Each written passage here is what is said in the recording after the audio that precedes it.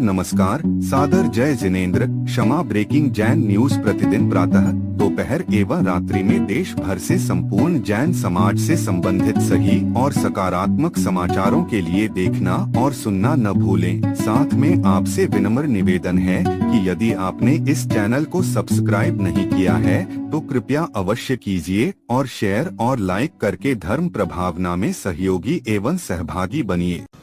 मंच पर उपस्थित सभी विश्व हिंदू परिषद के माननीय मिलिंद जी सहित पदाधिकारी गण, नागरिक सज्जन, माता भगिनी, तो दो संतों के आशीर्वचन सुनने के बाद और कुछ आज बोलने की आवश्यकता है ऐसी बात है नहीं, क्योंकि विषय तो एक ही है। ईश्वरीय योजना से सारे कार्य होते हैं, ये बात तो सही है। और योगी अरविंद जी ने 150 साल पहले ये कहा कि सनातन धर्म का उत्थान हो, ये ईश्वरीय इच्छा है, इसलिए भारत का उत्थान होना है। विश्व अभी लड़खड़ा रहा है। हम देखते हैं, बहुत ज्यादा बोलने की आवश्यकता नहीं, सारी परिस्थिति हमारे सामने है। युद्ध होते हैं। युद्ध क्यों हो रहे हैं? तो स्वार्थ है और कुछ नहीं है। आधिपत्य का कलह है, वर्चस्व का कलह है। स्वार्थ के लिए ये चाहिए वो चाहिए, मेरे वहां नहीं है इसलिए वहां से लाऊंगा, इसलिए वहां वर्चस्व चाहिए, ऐसे सारे युद्ध है। तो मूल में ये स्वार्थ प्रवृत्ति है।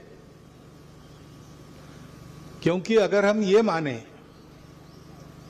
कि दुनिया केवल जड़ है, कणों से बनी है, तो कणों का तो संबंध नहीं होता है। वो संबंध नहीं है तो हम सब अलग अलग है, अलग अलग है तो हमारा अपना स्वार्थ पहला नंबर है। और इसलिए इन प्रश्नों के उत्तर ढूंढने का प्रयास 2000 वर्ष दुनिया ने किया पिछले, और तरह तरह के प्रयोग किए, लेकिन न कलह बंद हो गए, न कट्टरपन के चलते एक दूसरे को बदलने का प्रयास करना, कन्वर्सन करना, ये बंद हुआ। आपस के कट्टरपन में एक दूसरे को ऊंच नीच मानना, ये बंद हुआ। सारी समस्याएं जो कि तो आज भी खड़ी है, और दुनिया देख रही कि हमने जो प्रयास किए उसमें कुछ तो अच्छा हुआ होगा, लेकिन उससे ज्यादा बहुत खराब हुआ है। और दुनिया आज विनाश के कगार पर जा रही है, ऐसा लग रहा है सबको। और इसका उपाय दूसरा कुछ नहीं है, क्योंकि मूल में धारणा ही गलत है कि सारा विश्व जड़ है। इसलिए सबको जोड़ने वाला कोई तत्व किसी के पास नहीं है, वो केवल हम लोगों के पास है, हमारी पूर्वजों की, ऋषि मुनियों की कृपा से, जो बताता है कि सब एक है, इसलिए सब जुड़े हैं, इसलिए कलह में कोई अर्थ नहीं, समन्वय में अर्थ है। अब विज्ञान भी इस तरफ आ रहा है, परंतु जो 2000 साल से चला है वही चला है। ये लोग, विचार करने वाले लोग, इसको जानते नहीं, ऐसा नहीं है। वो जानते हैं, तर्क से मानते भी है, परंतु करने की आदत नहीं है। क्योंकि हम सब समान है, एक है और मिलजुल कर चलना है, ऐसा करते हैं तो कष्ट सहन करना पड़ता है। रास्ते से चलते समय अपने आप को बिना किसी बंधन में रखने से चले तो ठेलाठेली होती है, भीड़ में लोग मरते भी हैं। लेकिन एक अनुशासन पालन चले तो नहीं होता है। लेकिन अनुशासन पालन करके चलने के लिए कष्ट होता है, उसकी प्रैक्टिस करनी पड़ती है, आदत करनी पड़ती है। और कोई बतावे भीड़ को कि ठेलाठेली मत करो, तो उसके वाणी का प्रभाव होने के लिए उसके पीछे एक शक्ति चाहिए। आचरण भी चाहिए, शक्ति भी चाहिए। और क्योंकि सब जुड़े होने का ये ज्ञान भारत के ही पास है, तो भारत में धर्म का आचरण होना पड़ेगा। भारत में धर्म के पीछे शक्ति खड़ी होनी पड़ेगी समाज की, क्योंकि आखिर धर्म प्रवचन पुस्तकों में तो रहता नहीं, वो तो आचरण में प्रकट होता है। आचारात प्रभुवो धर्म, ऐसा कहा है। तो अपने आचरण से धर्म को प्रकट करने वाले लोग ऐसे हैं, वो शास्त्र भी जानते हैं और शक्ति भी है। शापादपि शरादपि,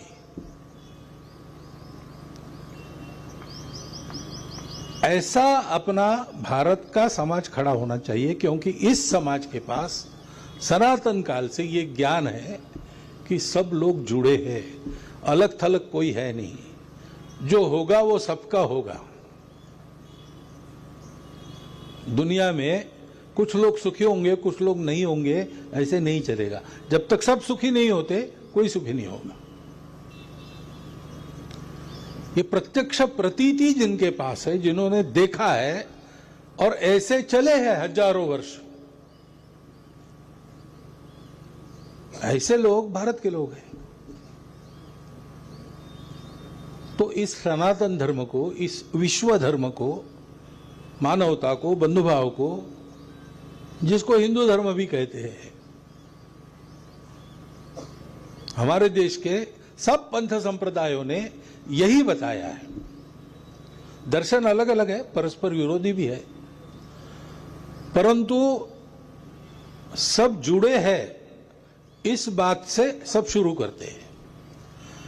फिर सारा विचार अलग अलग हो जाता है, परस्पर विरोधी भी हो जाता है, लेकिन सब विचार करके जो निर्णय देते हैं, वो निर्णय एक ही है। कैसे आचरण करना, वो निर्णय एक ही है सबका। सत्य, अहिंसा, अस्तेय, परिग्रह, ब्रह्मचर्य, शौच, तपस, संतोष, स्वाध्याय, ईश्वर प्रणिधान, ऐसा सनातन परंपरा में कहते। तो सब पापस्य अकरणम कुशलस्य उपसंपदा सच्चित्त परियोदपनम एते बुद्धानुशासनम, बौद्धो मत में कहा जाता है। पंचनमोकार मंत्र के द्वारा जैन भी यही बताते हैं। और कीरत कर, नाम जप, कीरत कर, वंचक, नाम जपो, अच्छा सद्वर्थ सदाचार करो और बांट के खाओ। ये वही उपदेश, एक ही उपदेश है सबका करने के लिए। उस उपदेश पर चलना और उस उपदेश पर चलने वालों के पीछे एक ऐसी शक्ति खड़ी होना, क्योंकि बिना शक्ति कोई मानता नहीं। सत्य किसी के पास हो। एक भेड़िया शिकार के इरादे से गया, तो उसने देखा कि एक मेमना बकरी का बच्चा वो पानी पी रहा था। अब मारना है, लेकिन शायद उस समय जंगल में भी कुछ कानून वगैरह रहता था, तो ठीक से कानून का आधार देके ही मारना है। इसलिए उस बच्चे को उसने कहा कि अरे मुझे यहाँ पानी पीना है और तुम मेरा पानी झूठा कर रहे हो, इस अपराध के लिए अब मैं तुमको मार के खाता हूं। तो मेमने ने कहा डरते डरते, महाराज आप तो ऊपर खड़े हो, उधर से पानी इधर आ रहा है, मैं यहां पी रहा हूं, आपका पानी जो झूठा नहीं हुआ। तो फिर उसने कहा अच्छा ठीक है, लेकिन तुमने नहीं किया होगा, लेकिन तुम्हारे बाप ने ऐसा किया होगा, इसे तुमको सजा देता। अभी कोई तर्क है, लेकिन ये तर्क माना जाएगा उस दुनिया में, क्योंकि उसके पास ताकत है। हम लोग ऐसे नहीं चलते, भारत के लोग, हम लोग मनुष्यता का कानून मानकर चलते, लेकिन बाकी दुनिया जंगल का कानून मानकर चलती है। Struggle for existence, survival of the fittest. और इसलिए आवश्यकता है कि भारत का जो धर्म जगत है, जो धर्म का उपदेश करने का अधिकारी है, धर्म जगत यानी सारे हमारे आचार्य, संत, मुनि, भिक्षु सब है।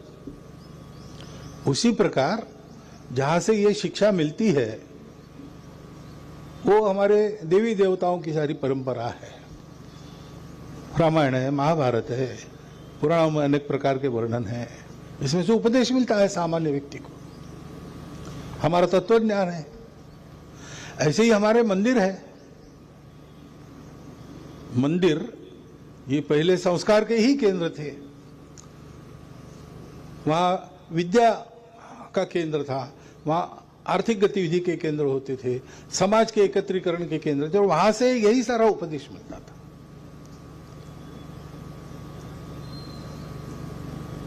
अभी अपने धर्म के अज्ञान के कारण और समाज की उपेक्षा के कारण लोग उधर जा रहे हैं, मजबूरी में, लालच में। वो जाना रुके और लोग अपने धर्म पर स्थिर हो। जो स्थिर है उनका आचरण वैसा हो। ये जो सारे संस्थान, व्यक्ति, श्रद्धाएं सब है, उनके ध्यान में आ जाए हमारा वैश्विक कर्तव्य क्या है। लड़खड़ाती हुई दुनिया को फिर से धर्म का आधार देके उनका संतुलन संवारना, ये हमारा काम है, ये हमारा ईश्वर प्रदत्त कर्तव्य है। उसके लिए जब हम तैयार होने लगते हैं तो हमारी भौतिक उन्नति भी अपने आप होती है। उसको जब भूल जाते हैं तो हमारी भौतिक अवनति भी होती है। इसको जब हम भूल गए तो धीरे धीरे हम गिरते चले गए, पिटते चले गए, लुटते चले गए। और अब उठ जब से रहे हैं तब से देखिए एक प्रचंड धार्मिक जागृति पहले शुरू हुई। उसके बाद बाकी सारी बातें हुई। फिर स्वतंत्रता का संग्राम हुआ, फिर नए भारत ने अपना संविधान बनाया उसी धर्म दृष्टि के आधार पर। जो प्रीएम्बल है कॉन्स्टिट्यूशन का, वो यही दृष्टि थी। संविधान में चितारे हुए सारे चित्र है, वो हमारी इसी परंपरा को दर्शाते हैं। उसके आधार पर हमने फिर से चलना शुरू किया। लेकिन वो संविधान कानून हो गया, आचरण चाहिए। उस आचरण का लोप ये मूल समस्या थी।